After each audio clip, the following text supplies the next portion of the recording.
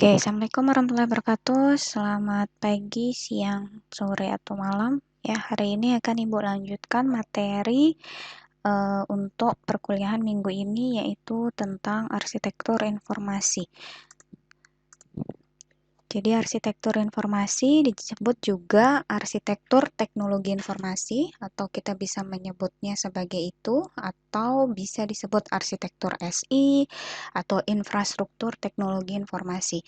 Jadi apabila disebutkan salah satu istilah dari itu, maka itu maksudnya adalah terhubung dengan arsitektur informasi. Lalu pemetaan atau rencana kebutuhan informasi di dalam suatu organisasi, ya. Terus ada bentuk khusus yang menggunakan teknologi informasi dalam organisasi untuk mencapai tujuan atau fungsi yang telah dipilih. Dan yang terakhir adalah desain sistem komputer secara keseluruhan, termasuk sistem jaringan untuk memenuhi kebutuhan organisasi yang spesifik. Jadi, apabila kalian mendengar istilah arsitektur informasi, berarti di dalamnya akan terdapat gambar-gambar yang mendukung adanya teknologi informasi. Jadi misalnya di situ ya ada sistem informasinya, ada jaringan dan lain sebagainya yang saling terhubung. Jadi arsitektur informasi ini berguna sebagai penuntun bagi operasi sekarang atau menjadi cetak biru atau blueprint untuk arahan di masa mendatang. Jadi tujuannya agar bagian teknologi informasi memenuhi kebutuhan bisnis strategi organisasi, ya. Jadi di dalam arsitektur informasi nanti akan digambarkan berbagai macam yang mendukung kebutuhan dari sebuah perusahaan atau organisasi, baik itu dari sisi hardware biasanya, softwarenya tergantung nanti akan disertakan atau tidak, biasanya dari sisi hardware dan jaringan.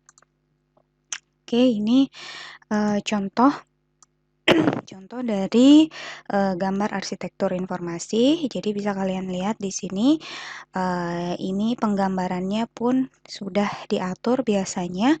Jadi misalnya di sini ada dari organisasi atau perusahaan yang besar dan mempunyai cabang. Jadi misalnya di sini kantor pusatnya, kantor pusat di sini menggunakan server, yaitu ada IBM mainframe misalnya ya, dan tersimpan di dalam basis data perusahaan.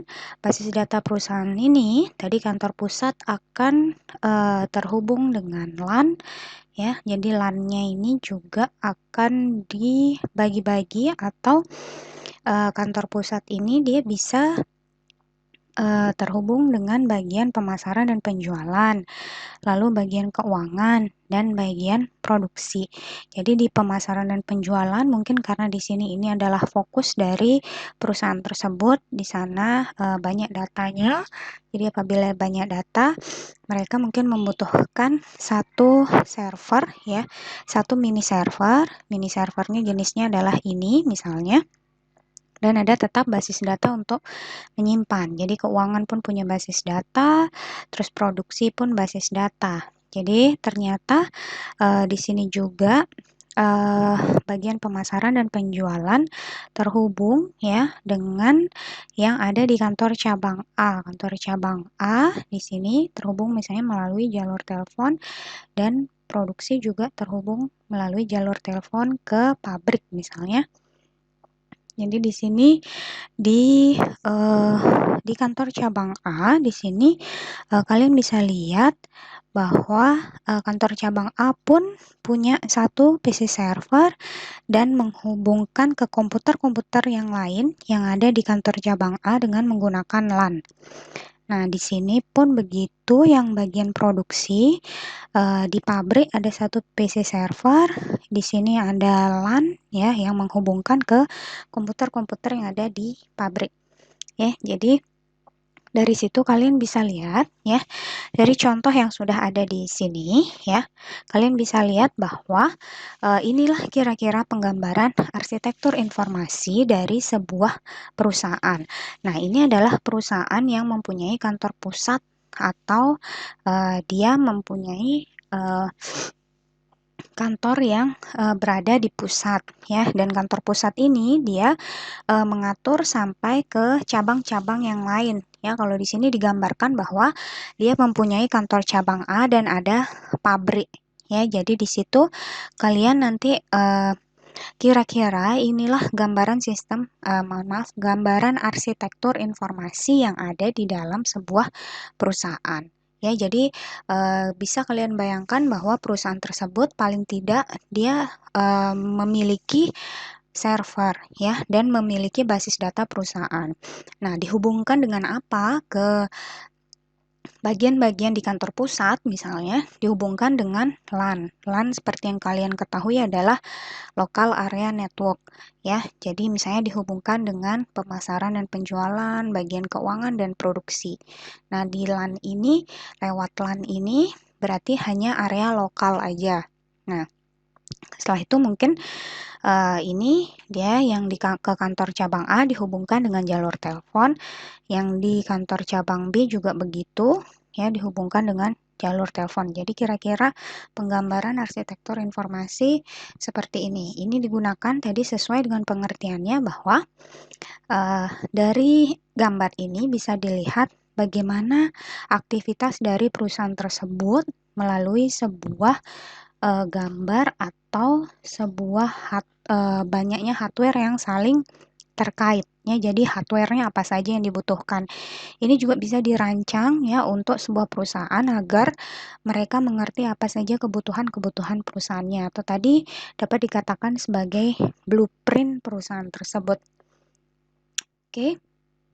Selanjutnya, jadi ada pertanyaan untuk perencanaan di sini. Apabila kalian akan membuat sebuah arsitektur informasi, yang perlu dilakukan pertama adalah data apa yang dikumpulkan. Itu dulu, kira-kira datanya banyak atau tidak. Ya, jadi data-data tersebut kira-kira akan disimpan hanya di dalam basis data saja seperti tadi, atau disimpan ke dalam sebuah mini server ataupun ke server yang lebih besar. Terus di mana dan bagaimana data dikumpulkan. Nah, itu juga gimana apabila datanya tadi semakin banyak, jadi kita juga bisa menentukan. Terus bagaimana cara mengirimkan data tadi ya. Jadi apakah caranya datanya tersebut hanya di area lokal saja, berarti dia hanya butuh LAN saja, atau mungkin dia butuh yang di interlokal atau misalnya menggunakan internet. Yaitu dia terus di mana data tersebut akan disimpan tadi ya, sama. Terus aplikasi program apa yang akan menggunakan data dan bagaimana aplikasi tersebut dihubungkan sebagai sistem yang utuh. Nah, itu dia. Jadi kira-kira kalau di dalam situ nanti bisa kalian tambahkan jenis sistem apa yang akan digunakan di dalamnya. Ya, jadi atau aplikasi program apa yang digunakan. Jadi kira-kira itu juga akan mempengaruhi untuk menentukan server atau mini server atau hanya PC biasa yang digunakan untuk di bagian tersebut. Ya. Oke. Terus 3 macam arsitektur. Jadi arsitektur itu ada 3. Yang pertama adalah arsitektur tersentralisasi, yang kedua arsitektur terdistribusi, dan arsitektur client server. Jadi ada 3. Sini yang tersentralisasi pengertiannya adalah atau sejarahnya di sini dikenal semenjak tahun 1960, mainframe ya sebagai aktor utamanya, terus pemrosesan datanya yang terpusat atau dia komputasi terpusat. Sesuai dengan namanya, dia tersentralisasi ya, atau sudah ada di pusat. Jadi yang utama adalah mainframe tadi. Jadi kalau kalian bisa lihat di gambar tersebut, kalian bisa lihat mainframe-nya. Terus yang kedua adalah arsitektur desentralisasi. Jadi pemrosesan data tersebar atau terdistribusi atau disebut dengan komputasi tersebar. Jadi terdiri atas sejumlah komputer yang tersebar pada berbagai lokasi.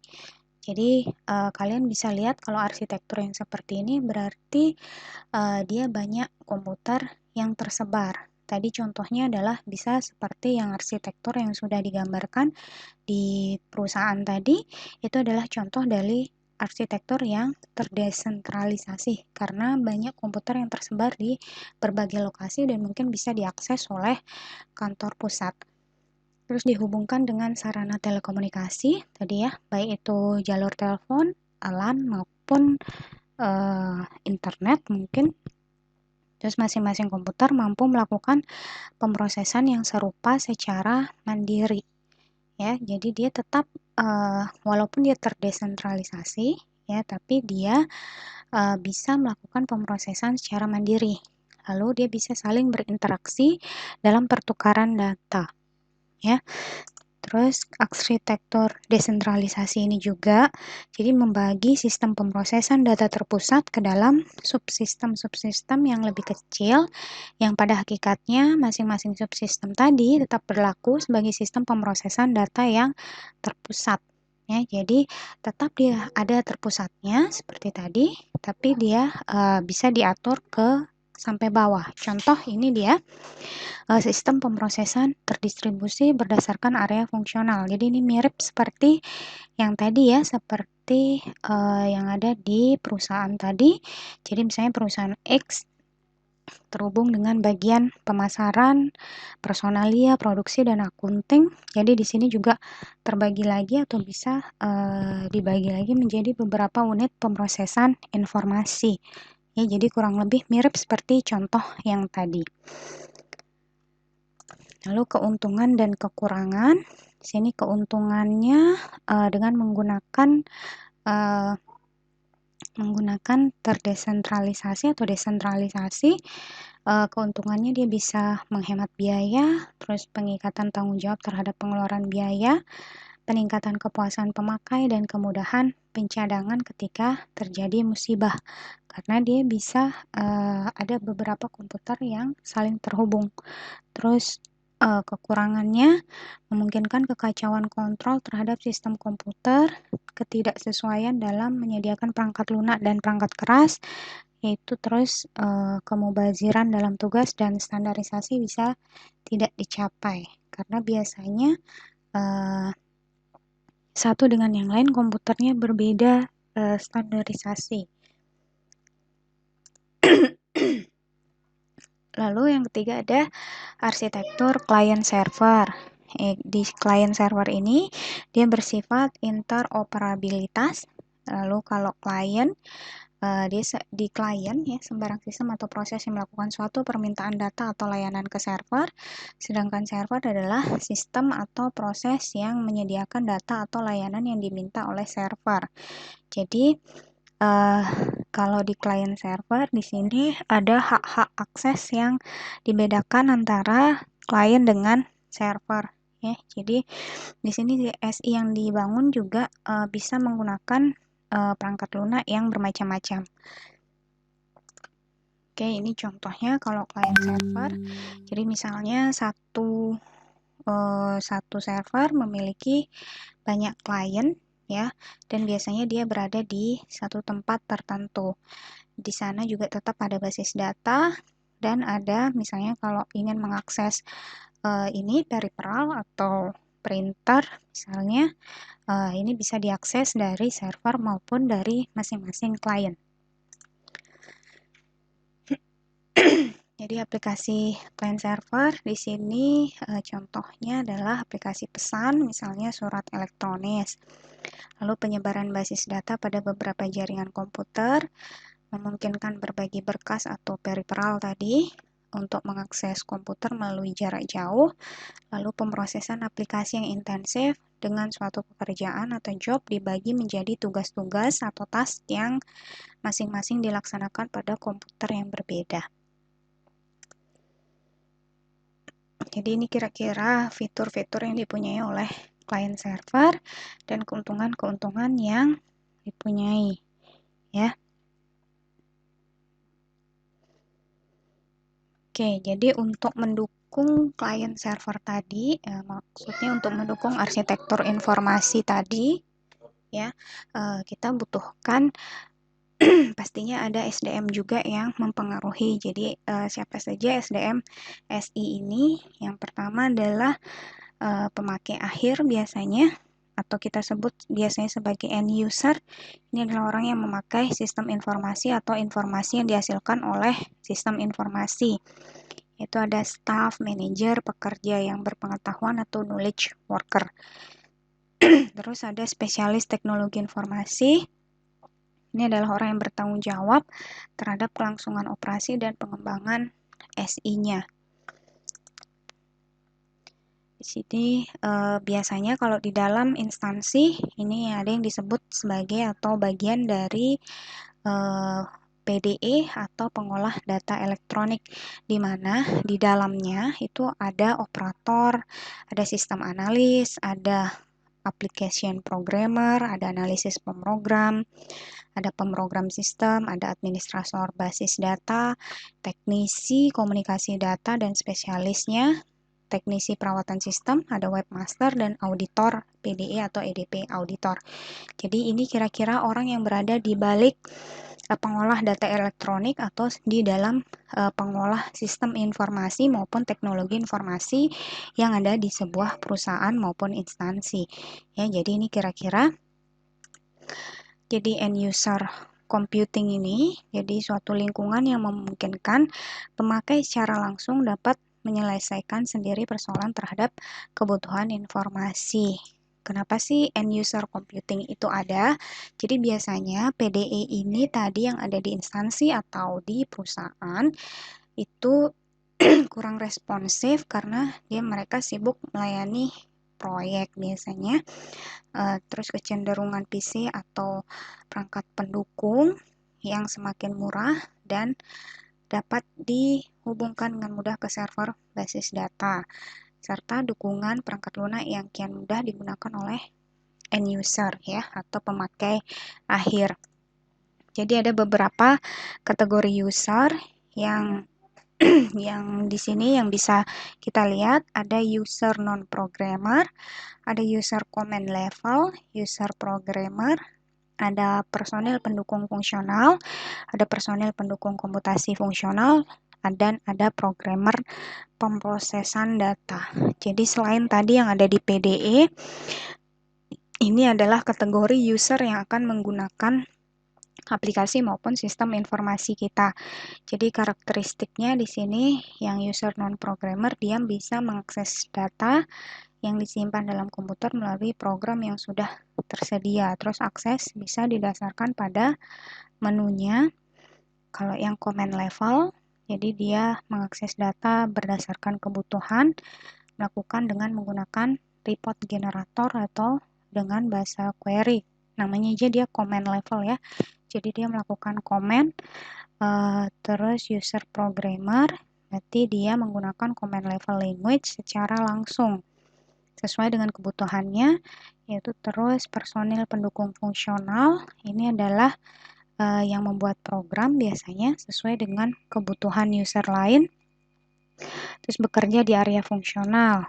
Terus ada personil pendukung komputasi fungsional, ini berada dalam pusat informasi, terus menguasai bahasa untuk user dan dapat membuat perangkat lunak aplikasi dari sistem, sama juga dengan pemrosesan programmer pemrosesan data. Ya, kalau di sini yang pemrosesan data dia bekerja berdasarkan kontrak. Oke, jadi masalah end user computing tadi itu adanya kehilangan kendali dari pusat, terus kekurangtahuan metode dokumentasi dan pengembangan, lalu ada sering terjadi redundan antara sumber daya ya karena kadang-kadang mereka mempunyai pekerjaan yang sama, lalu kompatibilitas yang kurang, ancaman terhadap keamanan karena banyaknya yang mengakses tadi, lalu permasalahan dalam lingkungan operasi. Gimana menanganinya? Biasanya akan dibuatkan kebijakan atau prosedur. Ini juga terkait dengan arsitektur informasi yang bisa dibuatkan oleh sebuah perusahaan.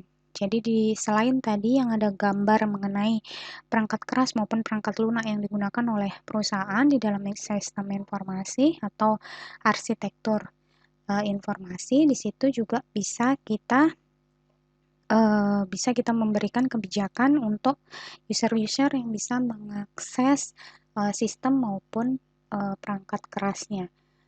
Lalu membentuk mekanisme yang menyediakan layanan pendukung terhadap pengakai, misalnya berupa information center. Jadi aplikasi end user computing ini memang dia tidak cocok untuk memproses aktivitas yang berhubungan dengan uang, biasanya seperti gaji, utang piutang, buku besar, dan sediaan barang. Itu biasanya dia akan menggunakan ini apa namanya, karena banyak sekali user yang menggunakan, jadi dia tidak boleh mengakses yang berhubungan dengan orang banyak atau misalnya yang merugikan nanti. Terus pengambilan informasi dari basis data untuk membuat laporan sederhana atau untuk menjawab kebutuhan informasi sewaktu-waktu. Terus pengembangan aplikasi yang menggunakan perangkat lunak spreadsheet, yaitu terus pembuatan analisis what if dan statistik. Ini untuk aplikasi end user computing. Lalu oke, itu materinya untuk bahan diskusi. Nanti akan Ibu jelaskan langsung di kelas. Jadi kira-kira ini adalah lanjutan dari tugas besar yang akan kalian kerjakan. Yang kalian kerjakan minggu ini adalah tentang kalian diharuskan membuat sistem informasi, membuat arsitektur informasi untuk setiap sistem informasi yang akan kalian buat. Jadi di situ kalian akan menggambarkan seperti tadi, gunakan aplikasi yang bisa digunakan untuk menggambar arsitektur informasi, contohnya bisa mungkin flowchart atau yang lainnya. Jadi dari situ juga kalian setelah menggambarkan, kalian diharuskan memilih 3 arsitektur atau salah satu dari 3 arsitektur. Ya, tadi ada sentralisasi, desentralisasi, dan ada client server. Lalu apabila ada kategori end user computing, yang mana yang akan kalian gunakan. Oke, itu saja. Terima kasih. Ketemu di kuliah, insya Allah. Assalamualaikum warahmatullahi wabarakatuh. Selamat pagi, siang, atau sore.